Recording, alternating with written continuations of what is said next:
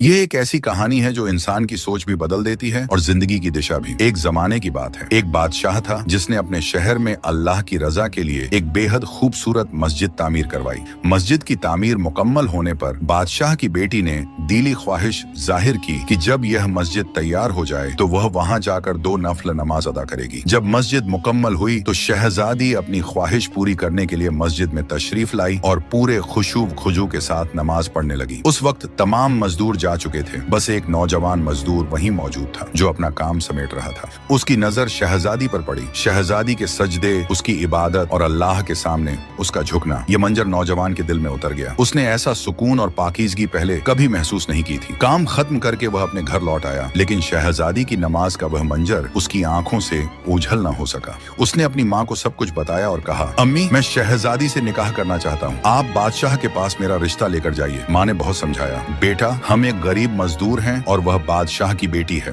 हमारा और उनका कोई मेल नहीं। लेकिन उस नौजवान के दिल में बेचैनी घर कर चुकी थी। वह दिन रात उसी ख्याल में डूबा रहता, न ठीक से खाता न काम करता। उसकी हालत दिन ब दिन बिगड़ती चली गई, यहाँ तक कि वह मौत के करीब पहुंच गया। बेटे की यह हालत देखकर माँ मजबूर हो गई और उसने रो रो कर अपने बेटे की पूरी कहानी सुनाई। बादशाह ने बड़े सब्र और तहम्मुल से उसकी बात सुनी और कहा, अगर तुम्हारा बेटा 40 रातें लोगों के जाने के बाद मस्जिद में कयाम करे और इबादत में मशगूल रहे तो मैं उसका निकाह अपनी बेटी से कर दूंगा, लेकिन अगर वह एक रात भी ना आया तो यह रिश्ता नहीं होगा। माँ ने घर आकर बेटे को बादशाह की शर्त बताई। नौजवान बिना सोचे समझे तैयार हो गया। हर रात जब सब नमाजी मस्जिद से चले जाते, वह अकेला मस्जिद में कयाम करता, अल्लाह के हुजूर सजदे करता, आंसू बहाता, दुआएं मांगता और इबादत में डूबा रहता। 1, 2, 3 करते करते 40 रातें पूरी हो गईं। लेकिन 40 रातों के बाद भी वह नौजवान मस्जिद जाना नहीं छोड़ा।